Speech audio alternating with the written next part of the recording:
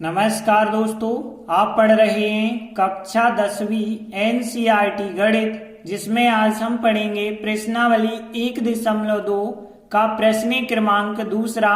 तो देखिए, प्रश्न क्रमांक 2 के 3 क्वेश्चन हैं। तीनों क्वेश्चनों को हम बहुत आसान तरीके से समझाने वाले हैं, तो ध्यान से समझना।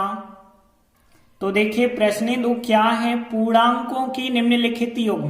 देखिए, जो 3 सवाल हैं, दो दो जो संख्याएं दी गई हैं, इन्हीं को कहा गया है पूर्णांकों का युग्म।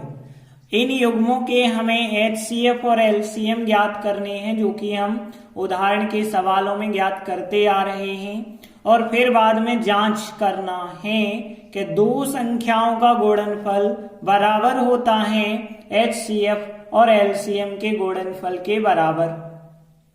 तो देखिए, पहला सवाल लेते हैं 26 और 91। अब देखिए, इनका हमें एचसीएफ ज्ञात करना है। तो एचसीएफ और एलसीएम हम कैसे ज्ञात करते हैं? अभाज्य गुणनखंडों की सहायता से ज्ञात करते हैं। तो यहाँ हमें 26 के और 91 के अभाज्य गुणनखंड ज्ञात करने होंगे। तो देखिए, कुछ हमने अभाज्य संख्याएं बताई थी, उन्हीं की सहायता से अभाज्य गुणनखंड ज्ञात करते हैं। तो देखिए, हम रफ में ज्ञात करते हैं 26 के गुणनखंड। तो देखिए, 26 में लास्ट में 6 है, मतलब 2 का भाग चला जाएगा। 2 का भाग देंगे, 2 एकम 2, 2 3 6, 13 बार। अब देखिए, 13 में 13 का ही भाग जाएगा, क्योंकि 13 एक अभाज्य संख्या है। तो 13 का भाग देंगे तो 13 एकम 13। तो इसके गुणनखंड आए 2 गुणित 13। अब देखिए, इन गुणनखंडों को हम घात के रूप में लिख सकते हैं। 2 आया एक बार, 1 की घात। 13 आया एक बार, तो इस पे भी 1 की घात। तो 26 के तो हमने निकाल दिए। अब हम निकालेंगे 91 के। तो देखिए, 91 के क्या निकलेंगे, रफ में आप निकालना। 91 के देखें, लास्ट में 1 है और 1 है, मतलब 2 का भाग तो जाएगा नहीं। नंबर आया अब 3 का, तो 9 और 1 होगा 10, योगफल हो गया 10। और योगफल 10 में 3 का भाग नहीं जा रहा है, तो 91 में 3 का भाग नहीं जाएगा। 5 की बात करें तो लास्ट में 1 लिखा है, 0 या 5 होता तभी 5 का भाग जा सकता है। अब नंबर आया 7 का, तो 7 का भाग देते हैं। देखिए, 9 में जाएगा एक बार, 7 एकम 7, 2 बच जाएंगे। 2 पे 1 21 हो जाएगा, 7 3 21। तो यहाँ 13 बार भाग चला जाएगा। और 13 क्या है, एक अभाज्य संख्या है। तो 13 में 13 का ही भाग जाएगा, 13 एकम 13। तो इसके गुणनखंड आ गए 7 गुणित 13। अब देखिए, 7 आया है एक बार, 1 की घात। 13 आया है एक बार, तो 1 की घात लगा देना।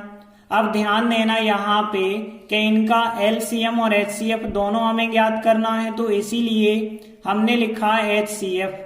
और एचसीएफ किन दो संख्याओं का, 26 का और 91 का एचसीएफ। एचसीएफ कैसे हम निकालते हैं? एचसीएफ का मतलब होता है जो उभयनिष्ठ गुणनखंड होता है उसकी सबसे छोटी घात।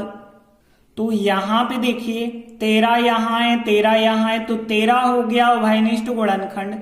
2 यहाँ है लेकिन यहाँ नहीं है, 7 यहाँ है लेकिन यहाँ नहीं है, तो 2 या 7 तो उभयनिष्ठ है नहीं। उभयनिष्ठ का मतलब जो दोनों में हो। तो देखिए, 13 है दोनों में। अब 13 की सबसे छोटी घात आप लिखेंगे, तो सबसे छोटी घात तो 1 ही है ना। तो 1, तो 13 पे 1 की घात का मान कितना आ जाएगा, 13 आ जाएगा। तो इनका एचसीएफ कितना हो गया, 13। अब हम इनका एलसीएम निकालेंगे। तो देखिए, एलसीएम हमें निकालना है 26 और 91 का। तो 26 और 91 का क्या होगा, एलसीएम में हम सभी गुणनखंडों को लिख देते हैं। 2 13 7 13 सभी गुणनखंडों को लिखना है। तो देखिए, हमने 2 को लिखा, फिर 13 को लिखा, 7 को लिखा। अब देखिए, 13 दोबारा आ रहा, दोबारा वालों को नहीं लिखना है। अब देखिए, गुणनखंड की सबसे बड़ी बड़ी घातें लिखनी है। 2 की सबसे बड़ी घात तो 1 ही है, 13 की सबसे बड़ी घात 1 है, 7 की सबसे बड़ी घात 1 है। यहाँ देखना है, सबसे बड़ी घातें आपको लिख देनी है। अब देखिए, यहाँ पे 2 पे 1 की घात तो 2 होगा, 13 पे 1 की घात 13 होगा, और 7 पे 1 की घात 7 होगा। 13 7 91, 91 का 2 से गुणा करेंगे तो कितना आ जाएगा, 182 आ जाएगा। तो फिर 182 हो गया है एलसीएम। अब देखिए हमें जो जांच करना है उसमें क्या सूत्र लगाना है, दो संख्याओं का गुणनफल बराबर होना चाहिए एचसीएफ गुणित एलसीएम। तो सबसे पहले हम इतना एलएचएस साइड का मान निकालेंगे, फिर आरएचएस साइड का मान निकालेंगे। तो देखिए हमने एलएचएस साइड ले ली, दो संख्याओं का गुणनफल निकालेंगे कितना होगा। तो दो संख्याएं कौन कौन सी लेनी है, 26 और 91। तो यहाँ पे 26 और 91 का यदि आप गुणा करेंगे, क्योंकि गुणनफल कहा गया है तो गुणा करना होगा, और गुणा करेंगे 2366 हमें प्राप्त होगा। तो यहाँ पे इनका गुणनफल तो हमने ज्ञात कर लिया। अब हमें आरएचएस साइड का मान निकालना होगा, मतलब एचसीएफ और एलसीएम का गुणा करना होगा। तो देखिए एचसीएफ का गुणा और एलसीएम का अब हम गुणा करेंगे। तो देखिए एलसीएम और एचसीएफ कितना है, एचसीएफ है 13 गुणित एलसीएम कितना है 182, और इन दोनों का यदि आप गुणा करेंगे 13 और 182 का तो 2366 फिर हमें प्राप्त होगा। देखिए दोनों बार यहाँ पे एलएचएस साइड का मान निकाला और आरएचएस साइड का मान निकाला, तो दोनों बार उत्तर एक सा आया है। तो हम कह सकते हैं कि अतः दो संख्याओं का गुणनफल बराबर होता है एचसीएफ गुणित एलसीएम। तो देखिए हमने लिख दिया, अतः दो संख्याओं का गुणनफल बराबर होता है एचसीएफ गुणित एलसीएम, और यही हमें जांच करना था या फिर सत्यापित करना था। तो यही हमारा सवाल सत्यापित हो जाता है। इसके बाद दूसरा क्वेश्चन देखिए 510 और 92। तो देखिए दूसरा सवाल है 510 और 92। इसका अब हम हल कैसे ज्ञात करेंगे, यहां भी हमें अभाज्य गुणनखंड ज्ञात करने होंगे 510 के और 92 के। तो यहां हम सबसे पहले 510 के अभाज्य गुणनखंड ज्ञात करेंगे। तो देखिए जो हमने अभाज्य संख्याएं बताई थी उन्हीं की सहायता से 510 के रफ में आप गुणनखंड ज्ञात करना। लास्ट में 0 है मतलब 2 का भाग तो जाएगा, 2 का भाग देंगे, 2 दूनी 4 बचा होगा 1, 1 पे 1 11 हो गए, 2 पंचे 10, 1 बचा हो गए 10, फिर 2 पंचे 10। अब देखिए यहाँ पे लास्ट में आ गया 5, तो 2 का भाग नहीं जा सकता है। अब देखिए 2 के बाद नंबर आता है 3 का जाएगा कि नहीं, तो योगफल करके चेक करना होता है। 5 5 10 और 2 12, 3 का भाग चला जाएगा, तो 3 का भाग देंगे तो 25 में देना, तो 3 8 24 बचा होगा यहाँ पे 1 हो गए 15, 3 5 15। अब देखिए यहाँ पे 8 और 5 13 हुआ योगफल, तो अब 3 का भाग नहीं जा सकता, नंबर आया 5 का भाग बिल्कुल चला जाएगा क्योंकि लास्ट में 5 है। 5 का भाग हमने दिया तो यहाँ पे 5 एकम 5 बचे 3 हो गए 35, 5 7 35, 17 बार जाएगा। अब देखिए 17 तो एक अभाज्य संख्या है, तो 17 में केवल 17 से ही भाग जाएगा, 17 एकम 17। तो यहाँ पे कौन कौन से हमें गुणनखंड प्राप्त हुए हैं, 2 गुणित 3 गुणित 5 गुणित 17 इस प्रकार से आए हैं। अब देखिए इन संख्याओं को हम घात के रूप में भी लिख सकते हैं। देखिए 2 आया एक बार, 3 आया एक बार, 5 भी आया एक बार और 17 भी आया एक बार, तो सब पे 1 1 की घात लगा दी। अब देखिए आगे की जो संख्या है वो कौन सी थी, वो संख्या थी 92। तो देखिए अब हमें 92 के भी तो गुणनखंड रखने होंगे, तो हम रफ में देखते हैं कि 92 के कौन कौन से गुणनखंड हो सकते हैं। देखिए लास्ट में 2 है मतलब 2 का भाग तो जाएगा, 2 का भाग हम देते हैं तो 2 चौके 8 बचा होगा 1 हो गए 12, 2 6 12। लास्ट में 6 आया, अभी भी 2 का भाग जाता है, 2 दूनी 4, 2 3 6। इसके बाद देखिए 23 आ गया, और 23 हमने यहाँ पे बताया था 23 एक अभाज्य संख्या होती है, तो 23 में तो 23 से ही भाग जाएगा, 23 एकम 23, तो यहाँ पे आया 2 गुणित 2 गुणित 23 आया। अब देखिए यहाँ पे देखें 2 आया 2 बार, तो 2 के ऊपर 2 की घात लगा दो, 23 आया 1 बार, तो 23 के ऊपर 1 की घात लगा दें। तो देखिए दोनों संख्याओं के गुणनखंड तो आ गए। अब हम इनका HCF देख लेते हैं। HCF कितने कितने का, 510 का और 92 का HCF। तो HCF क्या होता है, जो उभयनिष्ठ गुणनखंड होता है। तो उभयनिष्ठ कौन सा है, जो यहाँ भी हो और यहाँ भी। तो 2 यहाँ है, 2 यहाँ है, तो केवल 2 है, बाकी 3 यहाँ है, 3 यहाँ नहीं है, 5 यहाँ है लेकिन यहाँ नहीं है, 17 यहाँ है, यहाँ नहीं है, 23 यहाँ है तो यहाँ नहीं है, तो केवल 2 है उभयनिष्ठ गुणनखंड। अब 2 की सबसे छोटी घात, यहाँ 1 की घात, यहाँ 2 की घात, तो सबसे छोटी घात तो 1 हुई ना। 2 पे 1 की घात मतलब 2 का 1 ही बार गुणा करना है, तो केवल 2 आंसर रहेगा। अब हम इनका LCM ज्ञात करेंगे।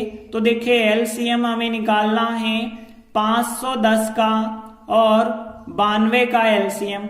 LCM में हम क्या करते हैं, जितने भी गुणनखंड हैं सबको लिखते हैं। तो देखिए यहाँ पे 2 है, 3 है, 5 है, 17 है, बाकी 2 दोबारा आ गया नहीं लिखना, और 23 है। सभी गुणनखंड हमने लिखे।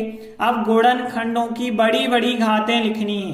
देखिए 2 की सबसे बड़ी घात है 2, तो 2 लिख दी। 3 की सबसे बड़ी घात 1, 5 की सबसे बड़ी घात 1, 17 की सबसे बड़ी घात 1 और 23 की भी सबसे बड़ी घात 1।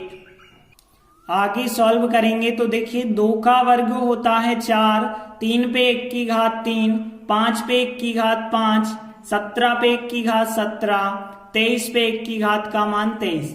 और फिर इन पांचों संख्याओं का यदि आप गुणा करेंगे तो यहाँ पे 23,460 हमें प्राप्त होगा। तो देखिए LCM और HCF दोनों आ गए। अब हम जांच कर देते हैं। तो देखिए जांच करने के लिए क्या कहा गया था, 2 संख्याओं का गुणनफल बराबर होता है HCF गुणित LCM के। तो पहले हम इस चीज का मान निकालते हैं, फिर इस चीज का मान निकालते हैं। तो देखिए सबसे पहले हम 2 संख्याओं का गुणनफल ज्ञात करेंगे। अब 2 संख्याएं कौन कौन सी हैं, 510 और 92 हैं। तो हम 510 और 92 का हम गुणा कर लेंगे तो कितना आएगा, 46,920 आ जाएगा। अब आगे हम ज्ञात करेंगे HCF और LCM का गुणनफल। तो देखिए HCF गुणित LCM हमने लिखा। अब देखिए यहाँ पे HCF का मान 2 है तो 2 लिखा, गुणित LCM कितना है 23,460 है। इनका यदि गुणा करेंगे, 2 का 0 से करेंगे 0, 2 का 6 से करेंगे 12, फिर 2 का 4 से किया 8 और 1 हासिल थी 9, फिर 2 3 6 हो जाएगा और 2 दूनी 4। तो देखिए दोनों का उत्तर एक सा आ गया। तो हम कह सकते हैं अतः 2 संख्याओं का गुणनफल बराबर होता है HCF गुणित LCM। तो देखिए हमने लिखा आता है 2 संख्याओं का गुणनफल बराबर HCF गुणित LCM, और यही हमें सवाल में जांच करनी थी, मतलब सवाल यहीं पे हमारा सत्यापित हो जाता है। इसके बाद अगला तीसरा क्वेश्चन है 336 और 54। तो देखते हैं तीसरा क्वेश्चन है 336 और 54, इनका हल देखते हैं क्या होगा। तो देखिए सबसे पहली चीज हमें इनके गुणनखंड रखने होंगे। पहले हम 336 के गुणनखंड निकालते हैं। तो देखिए गुणनखंड निकालने के लिए अभाज्य संख्याएं जो हमने बताई थी, ये अभाज्य संख्याएं अच्छे से ध्यान रखना। अब देखिए 336 के गुणनखंड हम रफ में निकालेंगे। लास्ट में 6 है, 2 का भाग चला जाएगा, 2 का भाग देंगे तो 2 एकम 2, बचा यहाँ 1 हो गए 13, 2 6 12, बचा 1 हो गए 16, 2 8 16। फिर देखिए लास्ट में 8 आ गया, 2 का भाग अभी भी चला जाएगा तो यहाँ 2 8 16 और फिर 8, 2 चौके 8। अब देखिए लास्ट में 4 आया है, 2 का भाग फिर जाएगा तो 2 चौके 8, 2 दूनी 4, फिर 2 है लास्ट में, 2 का भाग फिर चला जाएगा, 2 दूनी 4, 2 एकम 2। अब 2 का भाग नहीं जाएगा क्योंकि लास्ट में 1 आ गया। नंबर आया 3 का, तो चेक करते हैं 2 और 1 3 योगफल हुआ है और 3 योगफल में 3 का भाग जाता है तो 3 का भाग इसमें जाएगा, 30 7 21 हो जाएगा। फिर हम 7 का भाग दे देंगे, 7 एकम 7 हो जाएगा। तो देखिए यहाँ पे जब हमने भाग दिया है तो 2 आए हैं 4 बार, तो यहाँ 2 गुणित 2 3 आया, फिर 7 आया। और इन गुणनखंड को हम घात के रूप में भी लिख सकते हैं कि 2 आ गए 4 बार, तो यहाँ 2 पे 4 की घात, 3 आया 1 बार 1 की घात, 7 आया 1 बार तो 1 की घात लिख दी। अब आगे फिर हम निकालेंगे इस 54 के गुणनखंड निकालेंगे। तो देखिए 54 के गुणनखंड रफ में यदि हम देखें, लास्ट में 4 है, 2 का भाग जाएगा, 2 का भाग दिया हमने, 2 दूनी 4, बचा होगा 1, हो गए 14, 2 सत्ते 14। फिर देखिए लास्ट में 7 है, 2 का भाग नहीं जाएगा। अब हमने 3 का भाग देना चाहा तो 3 के भाग के लिए हमें योगफल करना होता है, 7 2 9 होगा योगफल, तो 3 का भाग चला जाएगा ना, 3 नाम 27 होता है। अब 9 में तो 3 का भाग जाता है, 3 त्रिका 9, फिर 3 एकम 3, तो यहाँ पे 54 के गुणनखंड 2 गुणित 3 गुणित 3 आ जाएंगे गुणनखंड। अब देखिए 2 आया 1 बार, 2 पे 1 की घात, 3 आए 3 बार तो 3 पे 3 की घात लगा दो। अब देखते हैं इनका HCF और LCM। तो देखते हैं पहले इनका HCF 336 और 54 का HCF क्या होगा। HCF का मतलब उभयनिष्ठ गुणनखंड। देखिए 2 यहाँ है, 2 यहाँ है, 3 यहाँ है, 3 यहाँ है, तो यहाँ पे 2 और 3 2 ऐसे गुणनखंड हो गए जो उभयनिष्ठ हैं, 7 उभयनिष्ठ नहीं है, तो 2 और 3 हमने लिखे। अब इनकी हमें सबसे छोटी छोटी घातें लिखनी है, 2 की 1 की घात और 2 की 4 की घात, तो 2 की सबसे छोटी घात 1 हो गई, 3 की 1 की घात और 3 की घात सबसे छोटी घात 1 हो गई। 2 पे 1 की घात का मान 2 होता है, 3 पे 1 की घात का मान 3 होता है, और 2 और 3 का गुणा करेंगे 6 आ जाएगा इनका HCF। अब हम इनका LCM निकालेंगे, तो LCM हमें निकालना है 336 का और 54 का। कैसे निकालते हैं, LCM में जितनी संख्याएं हमें दिख रही होती हैं उतनी सब संख्याएं लिखते हैं, 2 3 7 2 3। तो देखिए हमें 2 दिख रहा है, 3 दिख रहा है, 7 दिख रहा है, तो सभी संख्याएं हमने लिखी। लेकिन बड़ी बड़ी घातें लिखनी होती हैं। 2 की सबसे बड़ी घात है 4, 4 की घात, 3 की सबसे बड़ी घात है 3, 7 की सबसे बड़ी घात है 1। अब देखिए 2 का 4 बार गुणा करेंगे 16 आएगा, 2 दूनी 4 दूनी 8 दूनी 16। 3 का घन करेंगे, 3 त्रिका 9 त्रि 27 आ जाएगा, और 7 पे 1 की घात 7 आएगा। और फिर आपको इन तीनों संख्याओं का गुणा करना होगा, जब आप गुणा करेंगे तो 3024 हमें प्राप्त होगा।